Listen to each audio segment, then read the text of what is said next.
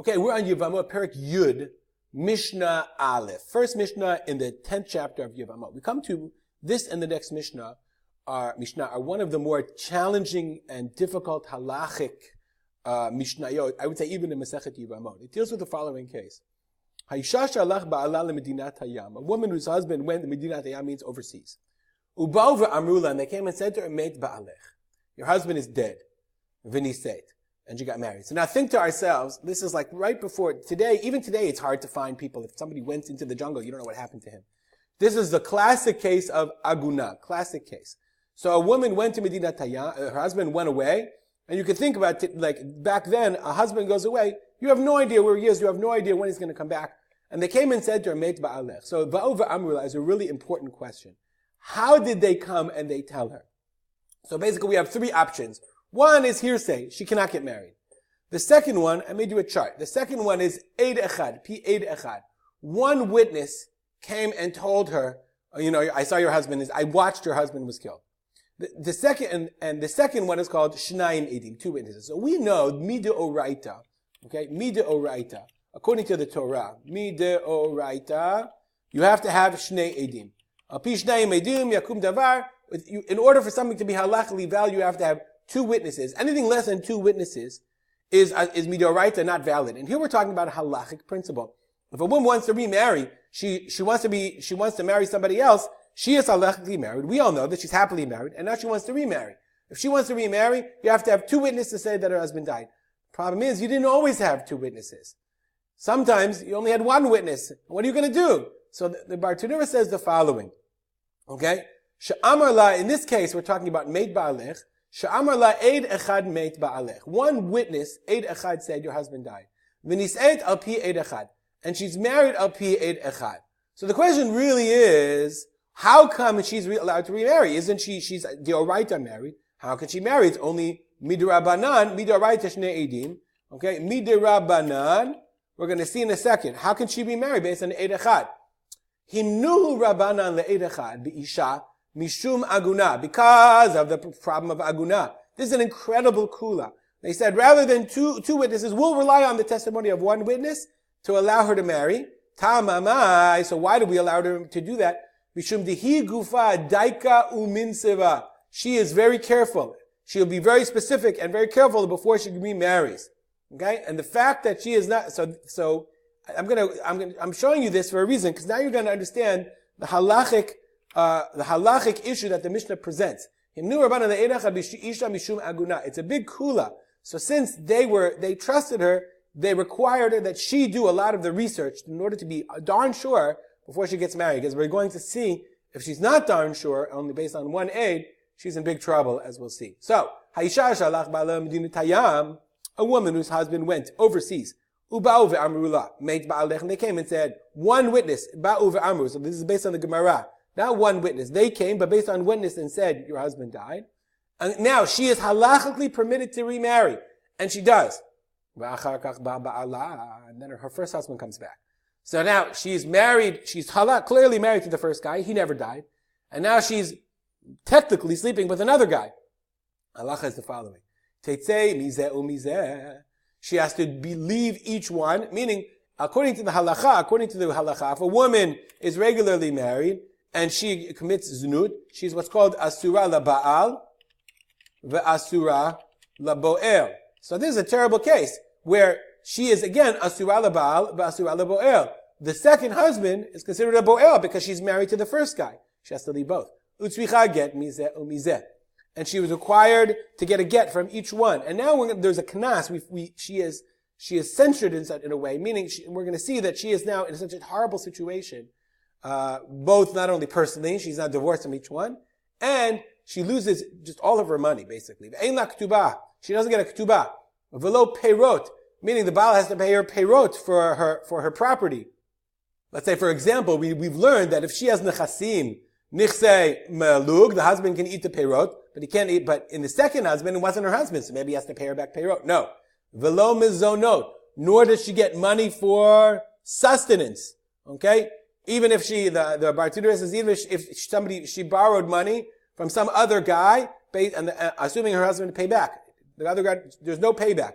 Velo belaot. Belaot we've learned is like rags. Or let's say the husband used her nichsei ton barzel. He's using part of her property, okay? And so she gets it back if she gets divorced. So he has to pay her back whatever the use was. Like he used her car, and now there's wear and tear. So in a normal case, if they got divorced, he'd have to pay her back the wear and tear. She doesn't even get the blaot. She doesn't get the wear and tear. Lo al zeh velo al zeh. Okay? Neither from either husband, from either the first husband or the second husband. Inad la mizeh mizeh. And if she took money, tachzir, she has to give it back. V'havlad mamzer mizeh o mizeh. So the vlad is a mamzer from both husbands, i.e. from the second husband. Of course the vlad is a mamzer.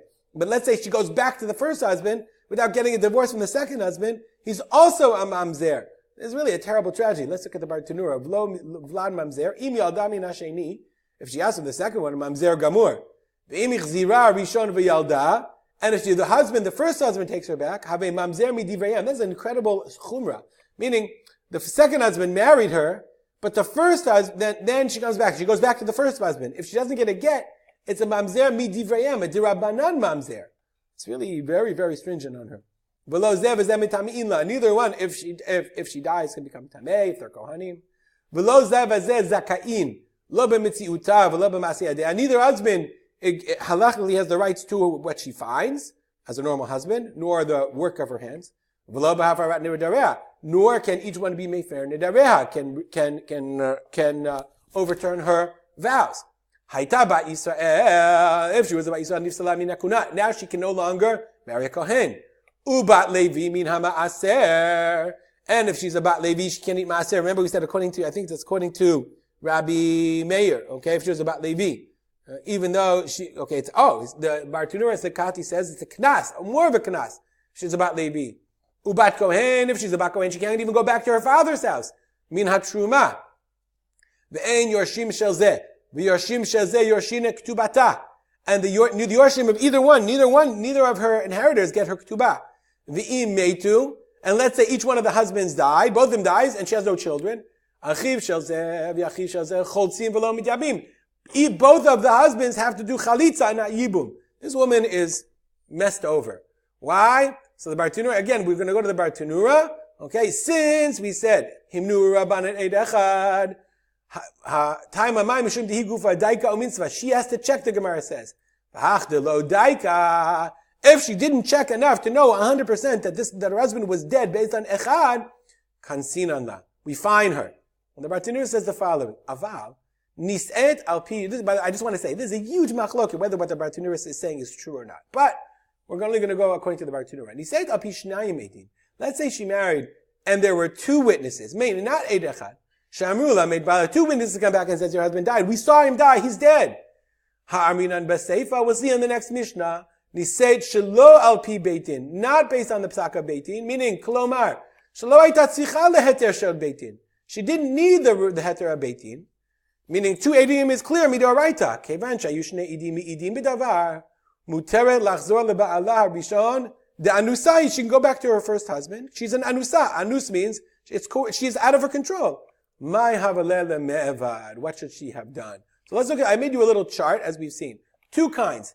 Niseid al pi eid echad. That's called niseid al pi beitin. You need beitin to tell her she needed beitin to permit it. So the Mishnah says, teitzei mizeh umizeh. She has to leave each one. She's totally messed over. She loses all her money, ktuba, everything. But the Bartanura says, niseid al pi shnayim eidim. If she married based on two witnesses, that's called niseid shelo al pi beitin. It's pretty complicated. Shelo api beitin, not through the mouth of the beitin. Why shelo? Because she doesn't need the beitin. I'm going to highlight that. Shelo api beitin. That she's an anusa umuter lachzor leba'alah harishon. I'm going to go on, okay? We're going to finish this in the next Mishnah because I just want to finish because it's a long Mishnah. Okay? Rabbi Yossi says, okay, ketubah al nichsei ba'alah harishon. That her ketubah, Rabbi Yossi says, is from her first husband. She says the first husband, since she's shogaget, has to give her a ketubah. Doesn't she doesn't do from both of them? Rabbi Lazar Omer, harishon zakai b'metziata u'b'ma'asei yadea u'fahafarat yadea. The rishon, the first one, she's still her husband. Meaning, how much can you be kones? She's still married to the first guy. He never divorced her. He comes back. Who knows what he did? He's still her husband. Rabbi Shimon Omer, Rabbi Shimon says, bi'ata o chalitzata me'achiv shabishon poteret zarata. If she has bi'ah, or chalitza from the first brothers, that's poteret tzarata. I mean, there is chalitza or yibum from the brothers of the first one if he died. Ve'en havalad mimenu mamzer.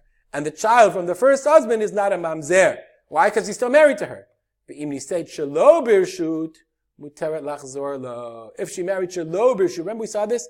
If she married shelo birshut beitin, that's the end of the Mishnah. Okay? Shelo birshut beitin. And that's what we said. This is the idea. If she married shelo birshut, according to the Mishnah, are based on 2 witnesses, then she's an anusa. Why? Because what should she have done? 2 witnesses came, because she doesn't need beitin.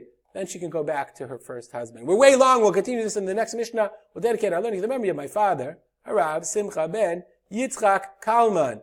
Have a great day.